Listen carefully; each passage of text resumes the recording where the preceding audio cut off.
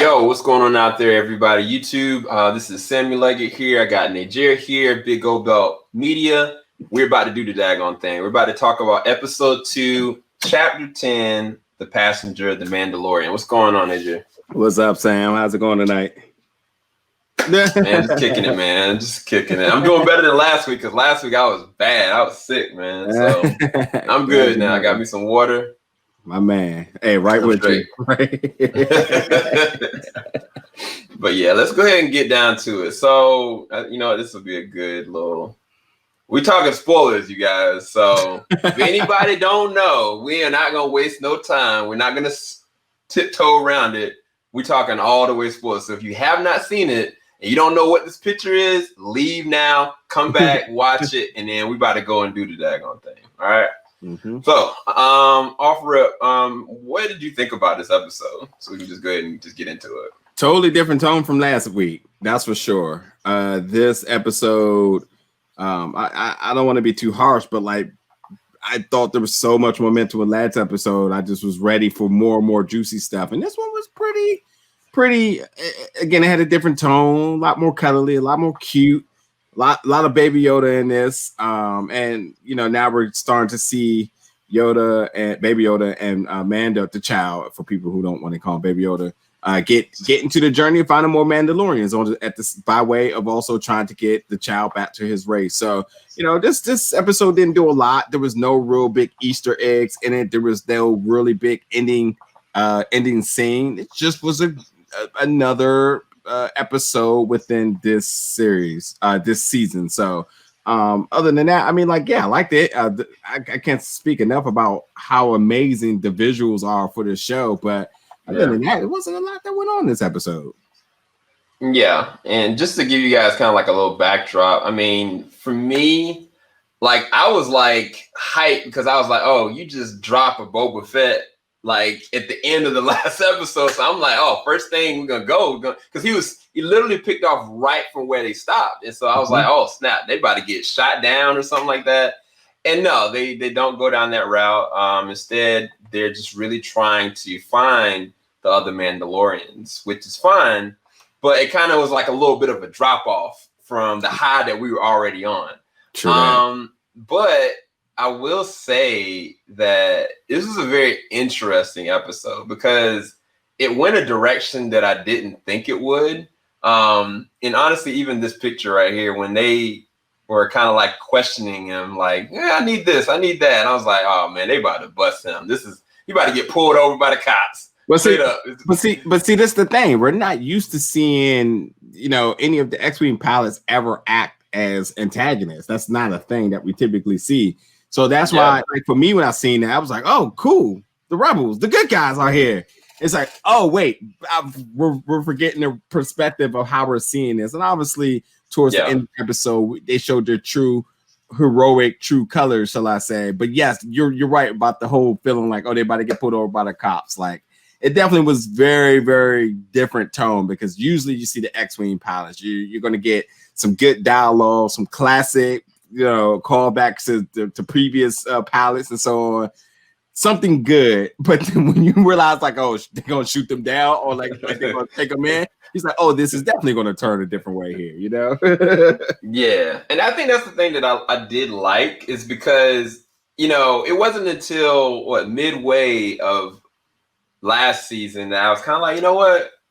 Mando is actually a good person. Like, he's a bounty hunter, but at the same time, he's a good person.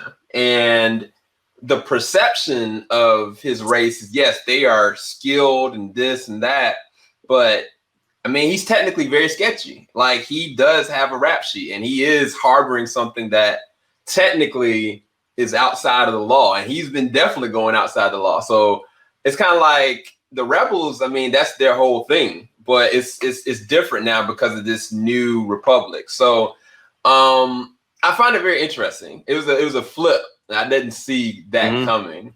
But it does lay waste to something that does come later. So we got to talk about this character right here. I'm gonna pull her up really quick. I was gonna say really quick too. Like, I also think that this show is just challenging our norm.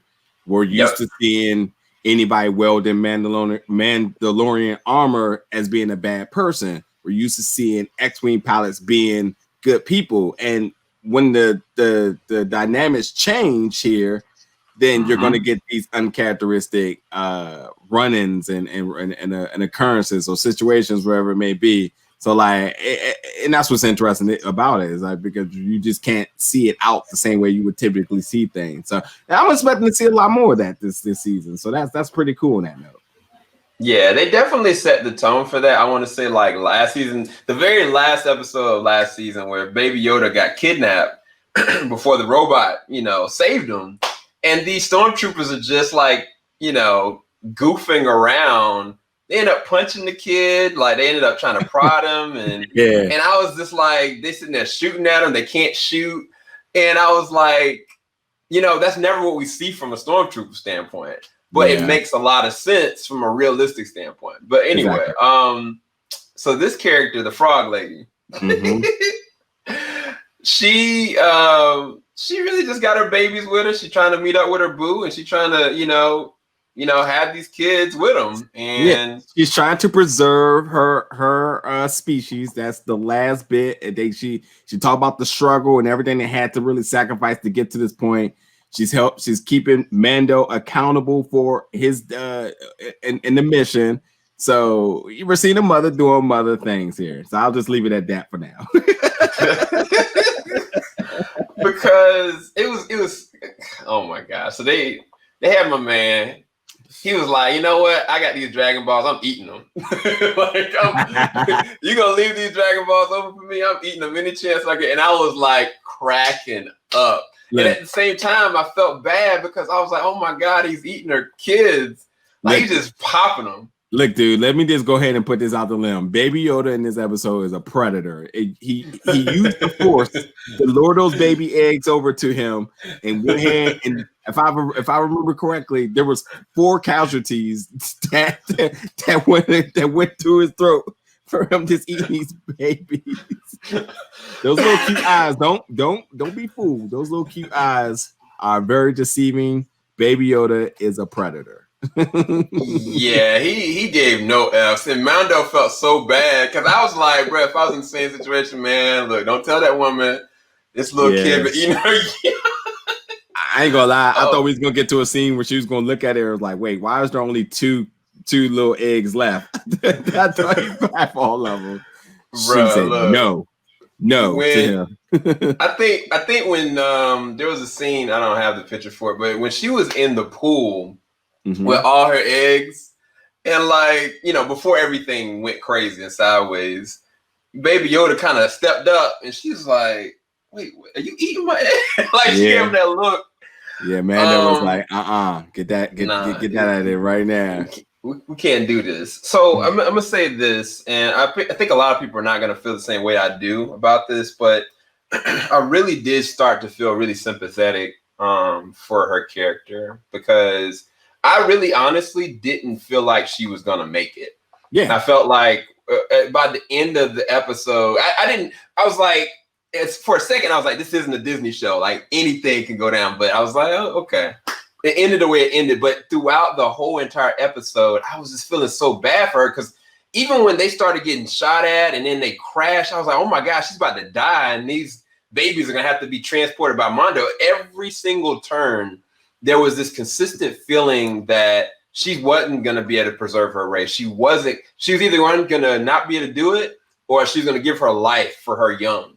Yep. And I felt like that was a very strong part of the episode for me, with the character that had no dialogue, that looks goofy, but I still felt a resonance of emotion and care and concern. The more and more perilous the situation got, because when the hole was like, it was a hole in the ship, and like she ended up getting the jacket that was on her and putting it over the babies, I was like, oh Lord, don't let this woman, freeze to death. But I don't know. I just really did resonate about, I felt continuous worry and concern for her well-being and for her young. In an episode that was mainly, not all over the place, but a lot of moments I was kind of like, yo, is this a Ridley Scott movie for a second? Because when these things popped up, straight up, I'm gonna pull it up. When these things popped up, I was like, oh, heck no. Like, how they gonna get out of this? For real, for real. I felt like you did too. I mean, I felt like the suspense was definitely through that character. I also think that all of us are starting to fall victim to googly big bug eyes, despite the age of the character. But the one thing I did kind of fall back on is that, you know, she talked about how they did everything to get to this point, that there was no way they were not going to let this mission get completed. So I was like, there's no way that if they've been through how she kind of described the things they went through, and that seeming much more dramatic, I was like, there's no way you're about to just take an L from spiders out of this random cave. Like, this spider ain't the big dragon worm from the last episode. These are just spiders. So like, I wasn't totally worried on that note that something was going to happen, but they did build it in a way that made us feel that way. So like, I'm glad it didn't go the stereotypical route of like the mom had to save the kids and sacrifice themselves, because I'm kind of over that. But it was good to see, like, if this character was strong as she said she was and everything they've been through, then show us that. And I think, you know, you can show that by still being a nurturing mother. And she did everything to protect those kids, besides the Predator and Baby Yoda that she didn't know was the quiet, small, cute assassin right under her nose. Yeah, also, it definitely did. I was gonna say also too, when she was in the pool, I was so glad to see how many there was left, because I was like, I swear Baby Yoda ate about 75% of them. So when I started counting, I was like, good, that seems like a good number here. Yeah, they definitely did a lot of different things to show how strong of a caring person that she was, because she even like commandeered one of the robots and was like trying to talk, because they couldn't understand her. That was one of the biggest things. They couldn't communicate. And so she was like, look, I need you to do this. I need you to follow through with this. And, you know, he was like, look, I can only do this so much. And by the end of the episode, there was a moment where Baby Yoda almost got caught up by one of these spiders, and she protected him. And she didn't have to. Like, this is the same person that's been eating her young, but she found a way of still protecting him from these spiders. So for me, I didn't know what the spiders were capable of. And I didn't know if, you know, you get bit by one of these things, you're dead. I had no clue. I just knew that there was a ton of these things. And I was like, there's no way that they can just escape this by themselves. They have no ship. They only have a limited amount of ammo, and they have so many different things that are in the way that I was like, unless Baby Yoda is going to use his force, I don't know. Yeah, I just didn't know. But what did you think about the actual spiders and the way that they were designed and the way they were executed in this episode? Yeah, I mean, I don't think I've seen anything I haven't seen before, but I also, again, still think the visuals look good, especially, you know, the panning shots through the caves. It's all that was really done well, but like nothing out of the ordinary here. Yeah, you definitely nailed it with the Ridley Scott references here. But like, yeah, I didn't see nothing out of the ordinary. And again, I didn't feel like this posed any level of danger like the last episode did. So again, I didn't see anything happening out of the ordinary besides them escaping and just, you know, taking a quick hiccup with the ship being damaged. So it played out exactly how I thought it was. And again, that's why I said the pacing of this episode was so much different, because there was so much into the first episode that this episode kind of was like the exhale from that episode. And that's cool if that's what they want to do. Yeah. The only detriment you felt most of the time was for the kids and the girl. I really honestly didn't think she was gonna make it. I was like, at the moment when she was running, and like you just see mounds of these spiders, and he's just popping them, but it's not fast enough, and she wasn't fast enough. She started hopping. I was like, she's hopping for her life, bro. Yeah, I mean, that's survival tactics. You gotta do what you gotta do. Go full blown frog if you got to. But yeah, as far as anything to wonder where things are gonna go, I mean, this was really, it's not a filler episode, but it was more of a standalone kind of episode, just kind of showing, I guess, different levels of Mondo's humanity, and the deviousness of this little boy, because he was killing the kids, man, and he just did not care. He could care less, bro. Yeah, the predator known as Baby Yoda. But yeah, what did you What did you rate this episode? So one thing I will say is that Peyton Reed is the director here, and Peyton Reed, who's done some of my favorite MCU movies that a lot of people don't really consider in their top 5, but Ant-Man and Wasp is one of my favorites. And considering that he's done both the Ant-Mans and he's done like older movies like Bring It On, I was definitely curious to see how the comedic tone would be for this episode. And it really wasn't.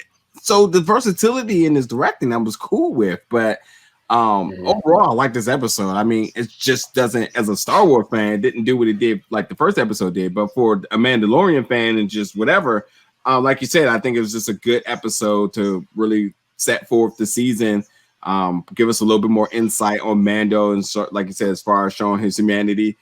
The kid is the kid, so we got to see the kid do kid things, and that's cool. You know, get himself in trouble, eating everything, get in trouble for everybody else, being a terrible passenger, shall I say?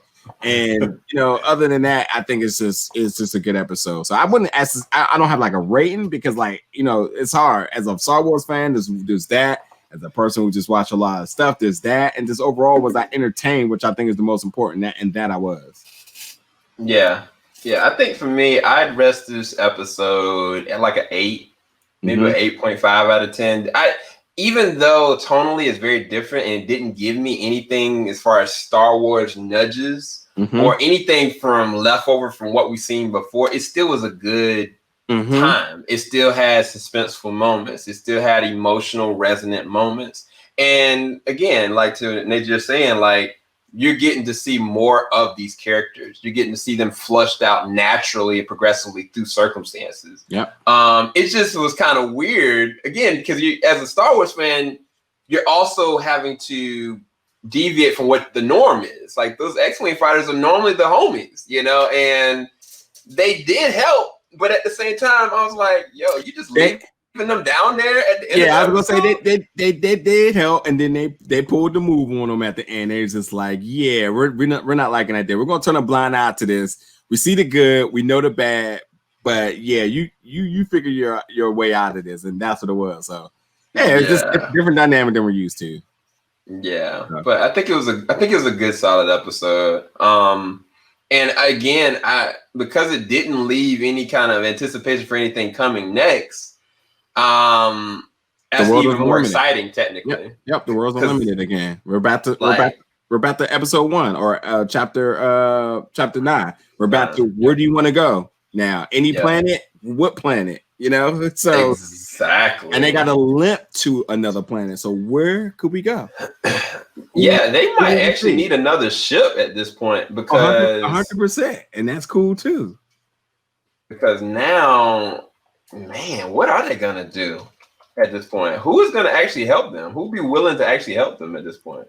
New characters, new stories. I don't know, new references, maybe some Easter eggs. Maybe we see a junkyard of, you know, notable ships that we've been seeing in the past. Who knows what this may be? So it's some good and some intrigue there, and that's what I think is. You know, I have faith in this series, so I'm never worried about what's to come. And what I've seen, I was entertained, so that's all that matters. Yeah. Now I am anticipating eventually it's got to come. My man Giancarlo, what's his name? Gideon. Moff Gideon. Yeah, of course. We'll see. I'm anticipating him coming back with the quickness. We'll see him again, and I'll just go back to Clone Wars. There was times where I want to call it the legendary weapon. That's not what it's called. The dark something. I don't know why I'm slipping. But dark saber. Is that it? Dark saber. There's been times where a couple of characters that's on this show who's been casted has welded it. Darth Maul, Ahsoka, Tanu. So I don't know. We'll see. We got a lot more episodes to go, but it's unlimited, and that's what's good. And we want to tune in each and every week to see what's going to happen. Yeah. So definitely, everybody go down to the description bar below. Check out Big Old Belt Media. Check out Team JVS, and we shall return. These eyes, don't believe him, bro. Deceiving. He got some evil in his heart, man. He got some spite. Don't leave your kids around him. True predator for real. But we'll be back next week, and we'll be back with Lucas. Lucas has some technical difficulties, but definitely go to the description bar below. Check him out on Twitter. Ask us any questions you want to in the comment section below, and we'll talk to you guys next Sunday. Peace, guys. Out, y'all.